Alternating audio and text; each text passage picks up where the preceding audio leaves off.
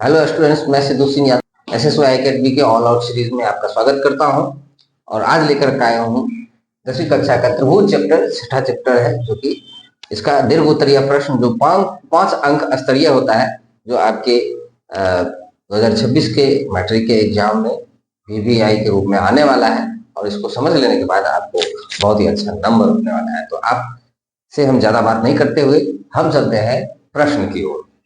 यह दिया हुआ है, सिद्ध करें कि यदि एक रेखा किसी त्रिभुज की दो भुजाओं को एक ही अनुपात में विभाजित करती है तो रेखा तीसरी भुजा के समांतर होती है। तो यहाँ हम क्या करते हैं, एक त्रिभुज बना लेते हैं। ऐसा एक त्रिभुज बना लिए है जिसका नाम है ए, बी और सी।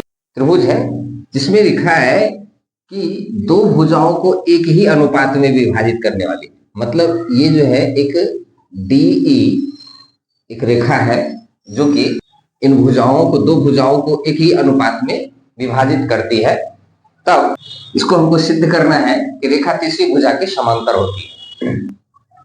यहां पर हम लिखेंगे, माना कि त्रिभुज एबीसी एक त्रिभुज है, एबीसी एक त्रिभुज है जिसमें दिया है कि एडी बटा डीबी बराबर एई बटा ईसी। ये चूंकि दिया हुआ है कि त्रिभुज की दो भुजाओं को, दो बिंदु जो है एक ही अनुपात में विभाजित करती है, अतः हम ऐसा लिख सकते हैं कि एडी बटा डीबी, यानी एडी और डीबी का जो अनुपात है ए और ईसी के अनुपात के बराबर है। अतः ये इस तरह से हम लिख सकते हैं। ये समीकरण 1 है। अब चलते हैं कि यदि डीई समांतर बीसी नहीं है तब डीई समांतर बीसी समांतर या डीई डैश समांतर बीसी खींचा। अब यहां पर हम क्या करेंगे, एक अगर इसको मानते हैं कि डीई इसके समांतर नहीं है तो हम इसके समांतर में एक रेखा खींचेंगे, इसका नाम रखेंगे ई डैश।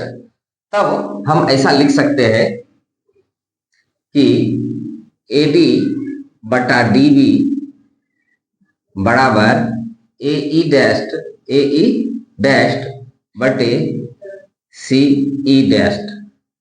ये समीकरण 2, क्योंकि ये हम उसके समांतर खींच रहे हैं। यहां पर डीई डैश समांतर बीसी है, अतः ऐसा होना चाहिए। अब हम यहां पर देख पा रहे हैं समीकरण 1 और 2 से, समीकरण 1 और 2 से, समीकरण 1 और 2 में क्या समान है।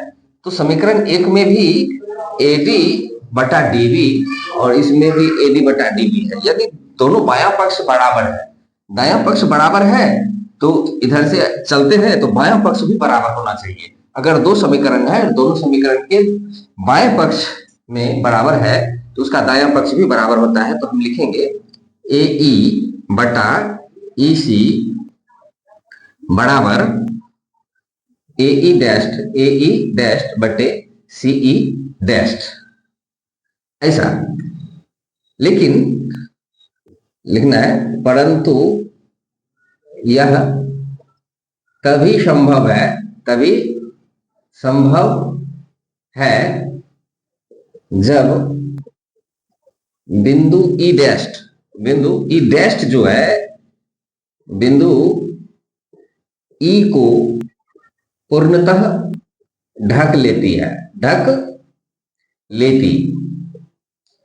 अगर ये बिंदु इसको ढक लेता तभी बीसी के समांतर हो पाता, अतः यह असंभव है। अतः हम लिख सकते हैं कि डीई जो है ये समांतर है बीसी के, और ये प्रूव्ड हुआ जाता है। तो इस प्रकार से इसको बड़ी आसानी से, ज्यादा स्टेप भी नहीं है और ज्यादा माथापच्ची करने की भी बात नहीं है, आप इसको अगर एक बार देख लेते हैं तो बहुत आसानी से समझ पाइएगा। हम चलते हैं अगले प्रश्न की ओर।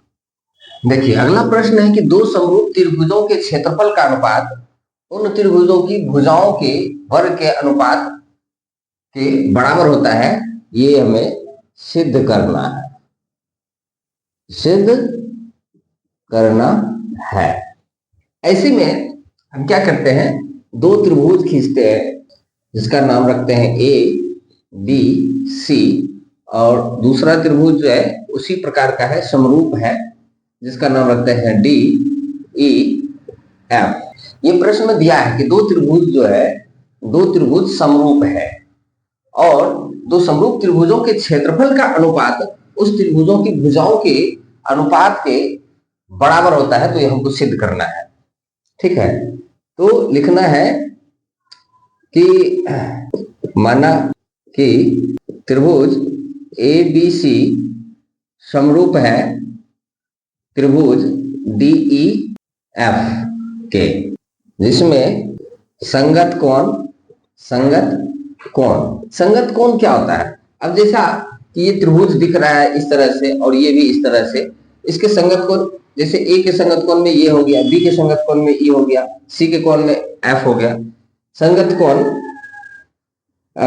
कोण ए बराबर कोण डी, कोण बी बराबर कोण ई, कोण सी बराबर कोण बी बराबर ये ई है, कोण ई और कोण सी बराबर कोण एफ, कोण सी बराबर कोण एफ है। तब यहां पर जो है हम एक तो सिद्ध करना है, यहां लिखना है तो सिद्ध करना है कि त्रिभुज ए बी सी का क्षेत्रफल बटा त्रिभुज डी ई एफ का क्षेत्रफल बराबर ए बी का स्क्वायर बटे डी ई का स्क्वायर बराबर बी सी का स्क्वायर बटे ई एफ का स्क्वायर बराबर ए सी स्क्वायर बटे डी एफ का स्क्वायर। तो इस तरह से हमको ये सिद्ध करना है। अब हम लिखेंगे, एक रचना तैयार करेंगे। हम लिखते हैं रचना। रचना में जो है हम कुछ अलग से देते हैं, तो यहाँ पर हम एक लंब खींच लेते हैं, इसको हम L मान लेते हैं, इसको हम M मान लेते हैं। ठीक है, तो लिखेंगे AL समलंब BC तथा DM समलंब EF खींचा। अब जब ऐसा है तब हम लिखते हैं ऐसे, यहां पर देख लीजिए, ये जो है ये समीकरण 1 कहलाएगा, उसी प्रकार से ये समीकरण 2 कहलाएगा। नहीं, ये तो सिद्ध करना है। हाँ, समीकरण 2 में चलते हैं। यहाँ पर हम लिखते हैं कि त्रिभुज के संगत भुजा जो है, संगत भुजा ए बी बटा डी ई है बराबर ए सी बटा डी एफ है बराबर बी सी बटे ई एफ है। ऐसा है, क्योंकि ये संगत भुजाएं हैं, क्योंकि हमको पहले ही दिया हुआ है कि त्रिभुज समरूप है। अब ऐसा हम एक समीकरण तैयार कर लेते हैं, ये समीकरण 2 हो जाता है। अब चलते हैं कि त्रिभुज एबीसी का क्षेत्रफल बटा त्रिभुज डीई एफ का क्षेत्रफल, एबीसी का क्षेत्रफल बटा डीई एफ का क्षेत्रफल। अब यहां पर देख लीजिए, एबीसी का क्षेत्रफल क्या होगा, तो हाफ गुना आधार। आधार क्या है इसमें, बीसी, तो बीसी गुना क्या है, एल है, क्या है, एल बटा, उसी तरह से हाफ गुना इसमें आधार है डीएफ, क्या है, डीएफ गुना यहाँ लंब जो है शीर्ष लंब वो है डीएम। ऐसा, तो यहाँ हाफ हाफ कट जाता है, तब क्षेत्रफल बराबर क्या बचता है, कि बी सी गुना ए एल बटे डी एफ गुना डी एम। अब यहां पर हम देख पा रहे हैं कि ये जो है समरूप त्रिभुज है, तो समरूपता के आधार पर हम लिख सकते हैं कि जैसे इसका एक चूंकि कौन जो है कौन ए एल बी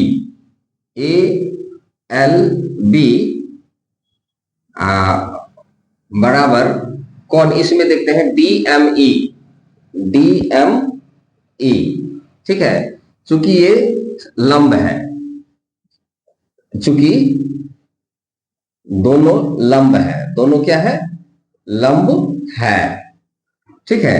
अब चलते हैं कि ये जब दोनों लंब है, और दूसरी बात है कि हम पहले ही लिख लिए हैं कि ए बी बराबर डीई है, तो ये भुजा के और कोण, ये समरूपता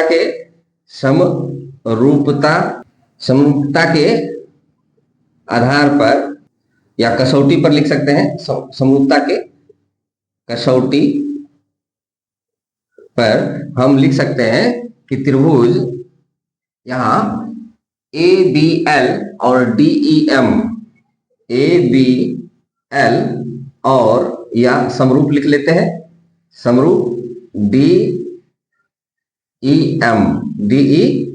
एम, ये दोनों बराबर है, समरूप है। तब हम लिख सकते हैं कि ए बी बटा डीई बराबर ए एल बटे डी एम, ऐसा। ये समीकरण 3 है, ये समीकरण 3 है। अब देखते हैं 2 और 3 से, हमारे लिए तो जगह खत्म है, इसलिए हम इधर साफ कर लेते हैं। ए बी बटे डीई बराबर ए एल गुना डी एम। तब हम यहां पर अब इस 2 और 3 से हम लिखेंगे समीकरण 2 और 3 से। 2 में देखिए क्या है कि त्रिभुज ए बी सी का क्षेत्रफल बटे त्रिभुज डीई एफ का क्षेत्रफल क्या आता है। तो डीई एफ एबीसी का क्षेत्रफल जो है और डीई एफ का क्षेत्रफल, इसमें लिखा हुआ है कि बीसी गुना ए एल बटा डी एफ गुना डीएम, बीसी बटा डीएम। अब क्या करना है कि हम यहां पर लिख सकते हैं इसको कि बीसी बटा डीएफ गुना, हम यहां पर देख रहे हैं ए बी और डीई बराबर जो है ए एल बटे डीएम है, ए एल बटे डीएम। और यहां पर हम पहले भी देख चुके हैं, यहां पर ए बी बटे डीई, बीसी बटे ईएफ, ऐसा है।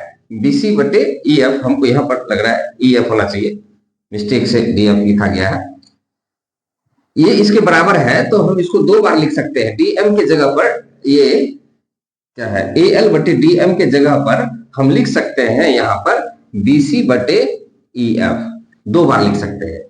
अब हम इसको लिख सकते हैं कि त्रिभुज एबीसी का क्षेत्रफल बटे त्रिभुज डीईएफ का क्षेत्रफल बराबर बीसी स्क्वायर बटे ईएफ स्क्वायर, बीसी और ईएफ स्क्वायर।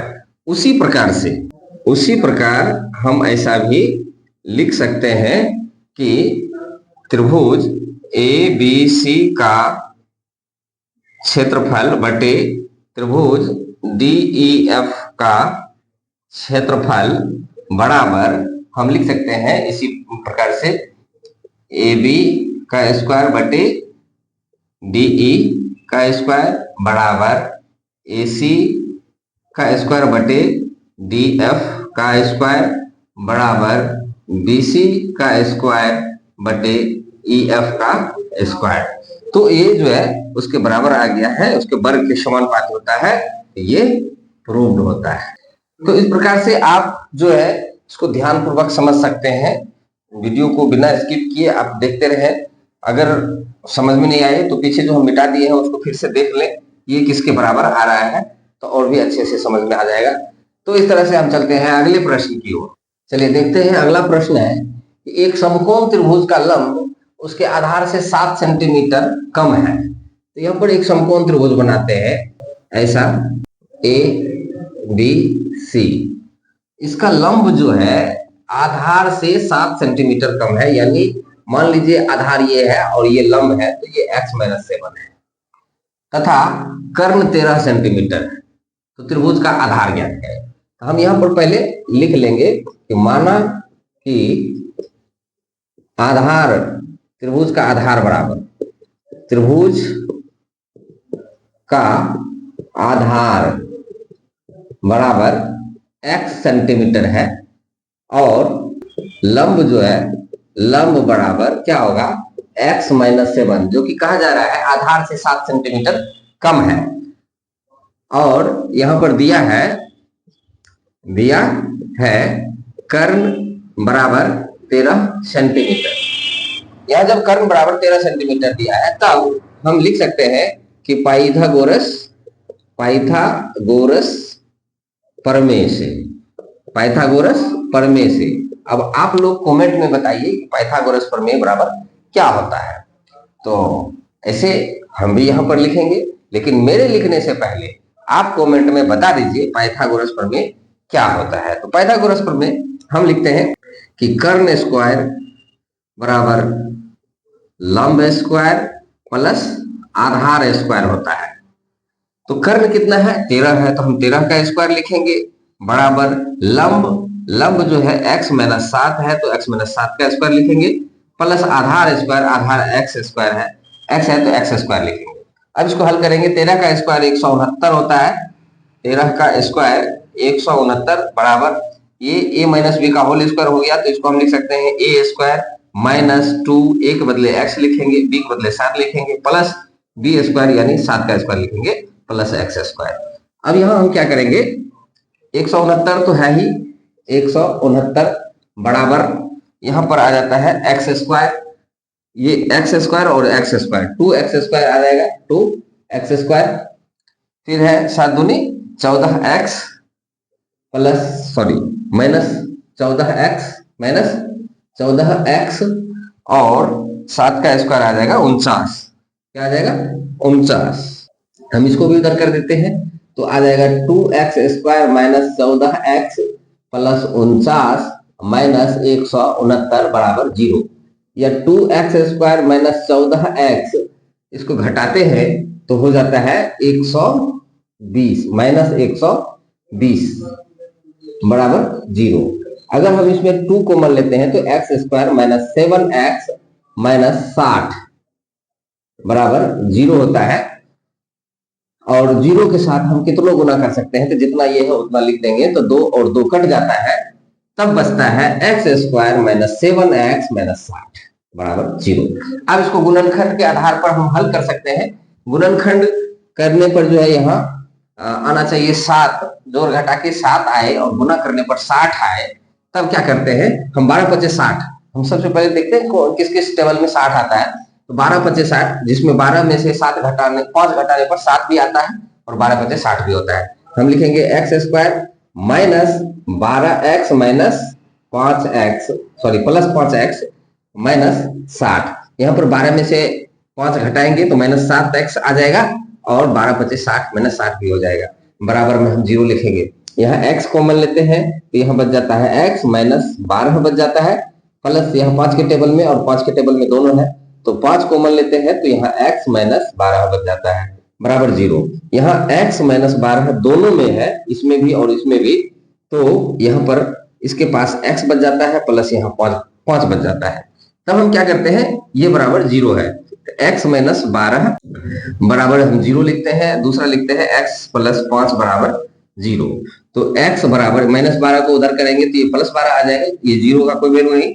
यहाँ x बराबर माइनस 5। अब क्या है कि त्रिभुज की ऊंचाई लंबाई चाहे जो भी हो उसकी माप ऋणात्मक नहीं होती है, तो हम ऋणात्मक वाले आंसर को नहीं लिखेंगे, बल्कि ये जो धनात्मक है उसको लिखेंगे, अर्थात हम x बराबर 12 को मानेंगे और लिखेंगे कि आधार बराबर 12 सेंटीमीटर। ये आपका आंसर तैयार है।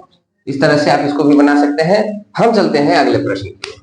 चलिए देखते हैं। अगला प्रश्न है कि किसी समकोण त्रिभुज बनाने वाली भुजाएं 3 सेंटीमीटर और 4 सेंटीमीटर है, तो उस त्रिभुज का कर्ण ज्ञात करें तथा जिस प्रमेय के आधार पर उस प्रमेय को लिखकर, जिस त्रिभुज के आधार पर यह आता है, यह आता है यहां पर देना है, उस प्रमेय को लिखकर सिद्ध करें। तो यहां क्या है कि हम एक त्रिभुज बनाते हैं, समकोण त्रिभुज।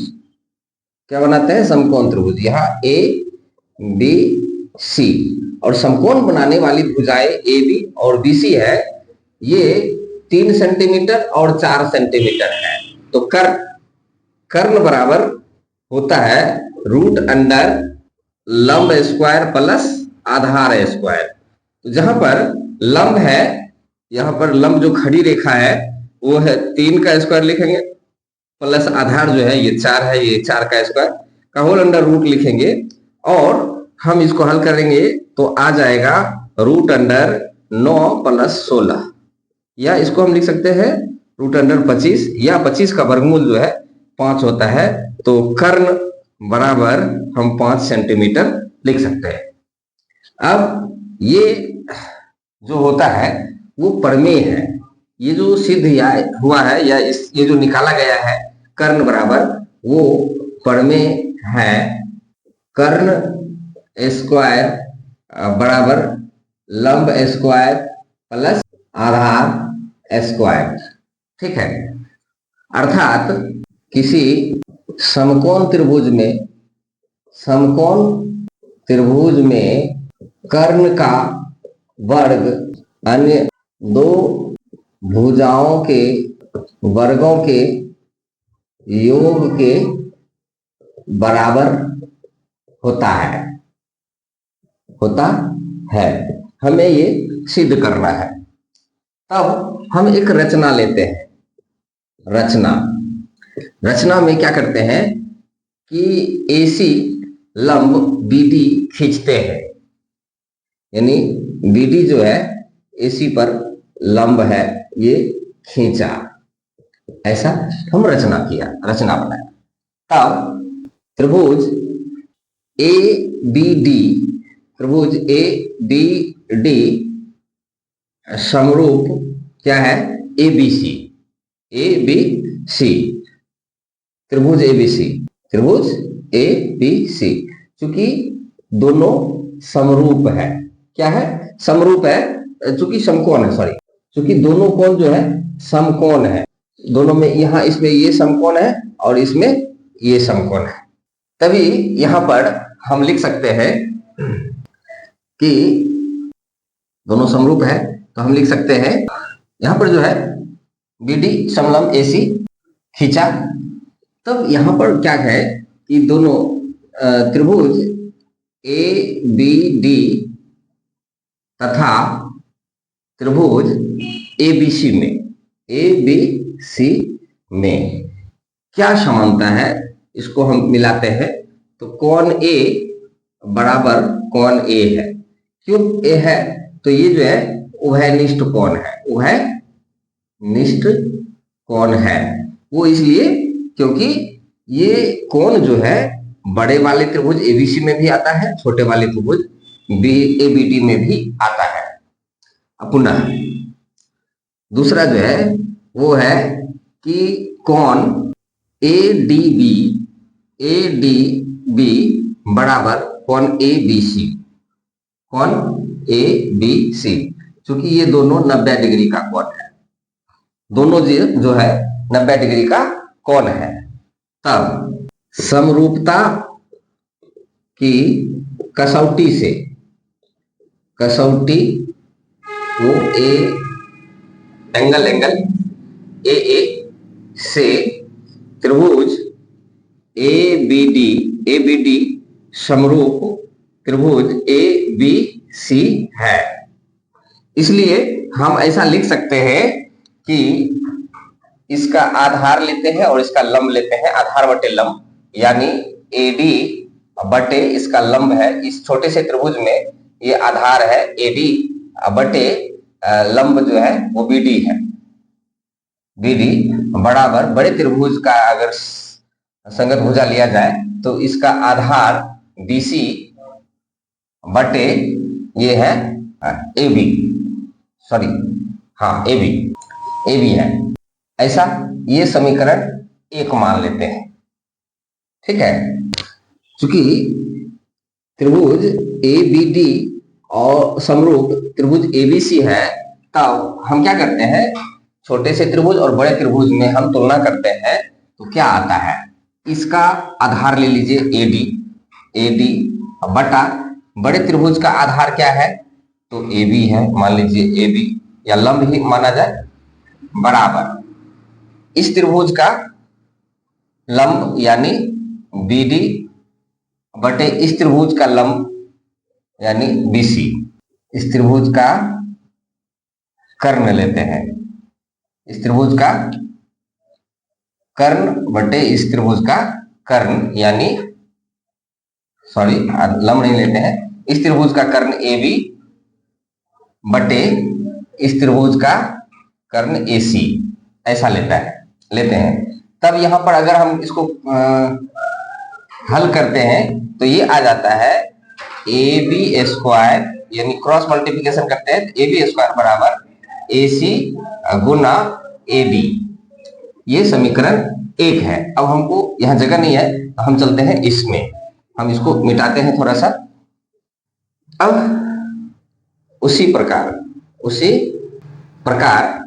हम कह सकते हैं कि उसी प्रकार त्रिभुज बीडीसी और समरूप है त्रिभुज एबीसी, यानी ये त्रिभुज भी समरूप है एबीसी के। तब हम लिख सकते हैं इसमें डीसी